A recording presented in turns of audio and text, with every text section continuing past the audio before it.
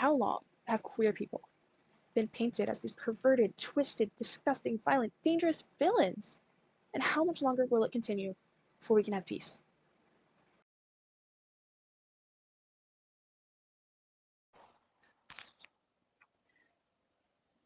Everyone at this point has probably seen the discourse surrounding bisexual men online, specifically on TikTok. I don't really scroll on Instagram or anything, and I haven't really seen this discussed that much on YouTube. So basically, the TikTok discourse surrounding bisexual men. If I had to explain it, give a little overview, I would say straight women feel attacked after being called out for their biphobia and have decided to make it everyone else's problem. But that's just my opinion. So, the first video that I ever saw on this topic wasn't really a discussion video. It was a funny video, at least in my opinion. It was a funny sound, and it was by this guy. I'll link the video in the description, but his @ was at mindofuzi. And I forget what audio it was, but it said on the screen, quote, "When I ruined my chances of getting with a bad bitch, because she found out I was bi, but to her that just means gay," end quote. In my mind, when I first saw this video, I was like, dang, that sucks. I didn't really know that people thought that way. I thought that they could just see bisexuals for being bisexuals. I obviously knew that biphobia existed, and I knew that people don't really trust when bisexuals say that they're bisexual, but I didn't know that it was as big as a problem as I was about to find out, obviously. So I opened the comment section. Top comment, something along the lines of, I mean, yeah, pretty much.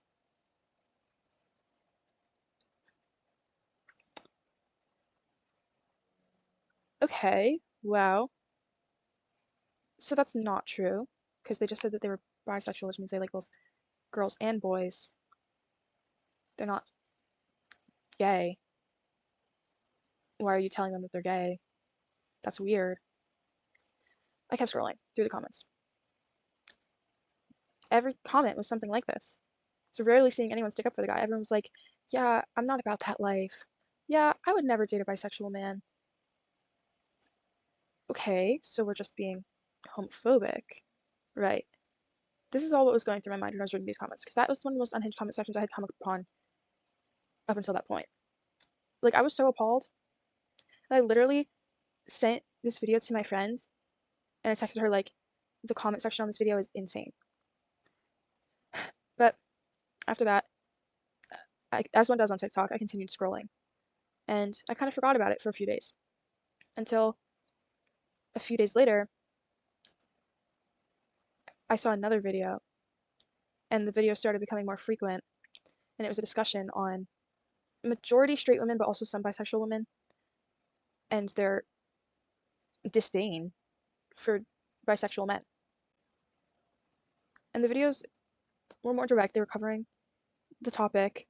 They weren't just a video like the first video that was just like a joke. It was like an actual discussion.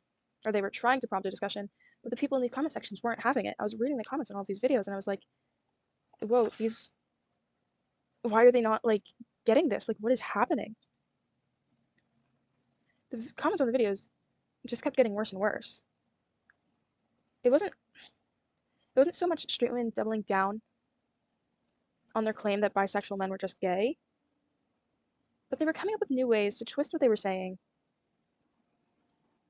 And they kind of started taking the defensive side when they had started on the offensive side. And I just thought that that was really strange. These videos, these comment sections are where the arguments that it's just a preference, that they're straight, so they're attracted to other straight people, that bisexual men are more likely to have STDs or cheat, that straight men wouldn't date bisexual men, so why would straight women? Or that they're being attacked and forced to date bisexual men. It's where all these arguments emerge from, it's from these comment sections. And as I keep scrolling, I just keep seeing more and more, again, majority straight women bandwagoning onto these claims, which aren't even good claims, good arguments.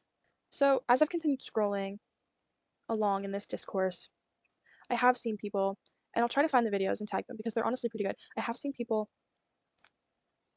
hitting upon certain points of the argument and doing a great job using their experiences and their input to debunk these bigoted arguments, but there are a few points that I haven't seen anyone like hit like on the head, and that's what I would like to discuss. So first up is the argument that it is, quote, just a preference. So the commonly understood definition for a preference across many dictionaries is liking one thing more than you like another. It is not defined as exclusively liking one thing. So, a preference would be preferring straight men to bi men, not completely outcasting bi men by saying, I would never date a bi man, or I would never date a man who dates another man. That is exclusion, which is discrimination, which in this context is homophobia. It is biphobia. When people make this argument, I tend to think of that meme where the guy is like, oh dang, my cake is worse than the other cake. And the audience says, holy shit, 2 cakes. One of the cakes is subjectively better than the other. And the one you think is better would be your preference. But you still recognize and appreciate both of the cakes for what they are. That, if you do that, if you recognize both of them for what they are, but you just like one a bit more than the other, that's a preference. Preferences are supposed to be used respectfully. The stereotypes that are being thrown onto bisexual men are harmful and disrespectful, and therefore are not preferences. Okay. Next is the argument that these women are straight, so they are attracted to straight people. I think that is just blatantly not true, and I'm pretty sure it's just the special pleading fallacy. Straight, heterosexual, simply means that you are attracted to someone of the opposite sex/gender gender. If you are a straight woman, you are attracted to men. Bisexual men are still men, no matter how much you argue about their masculinity or throw feminine aspects onto them. Just because a man is attracted to men doesn't mean he's more feminine. There are an abundance of masculine presenting bisexual men. There's genuinely no physical difference, like observable physical difference, between a bisexual man and a straight man. The only difference is, if you need to think of a difference, is the thoughts that go on inside their head. But guess what? Everyone's thoughts are different inside of their head. And since it's only things inside your head, there's nothing there to affect your attraction to that man. If you find out that a man is bisexual and immediately lose all attraction to him, that is something that you need to recognize and analyze, because it comes from a place of disgust and homophobia within you.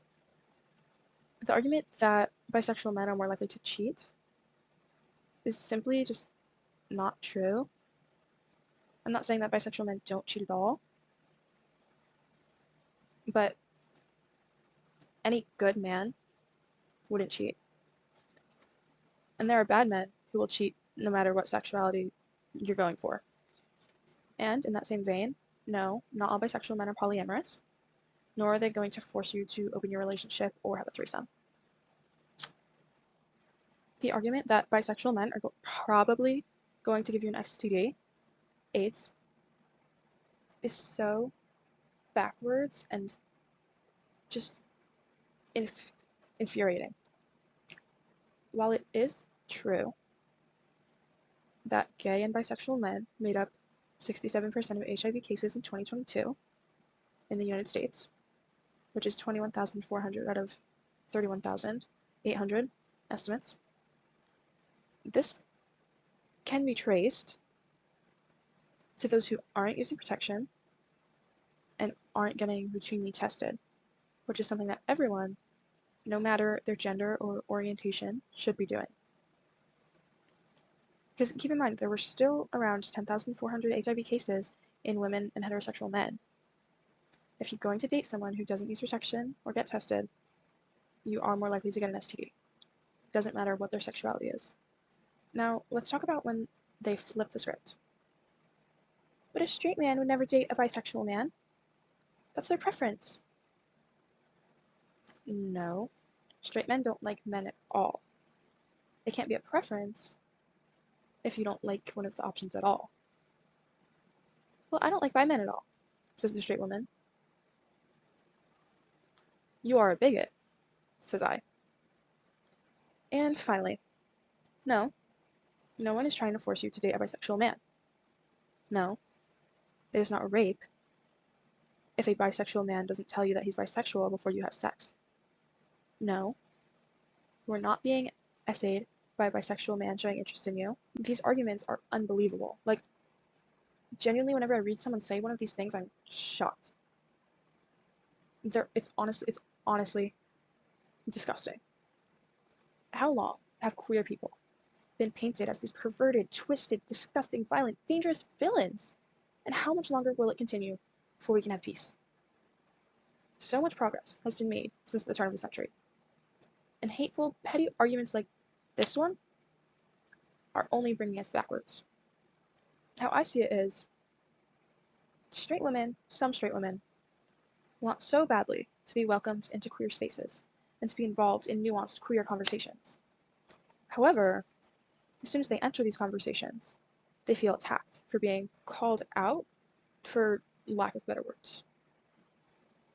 But nobody is attacking them. We just want to be able to have a meaningful, nuanced conversation where there's more than just black and white. In this age of bright screens and colors, we've lost the art of being morally gray, and have refused to let anyone grow and learn from their mistakes. So, straight women, no, you do not need to date a bisexual man.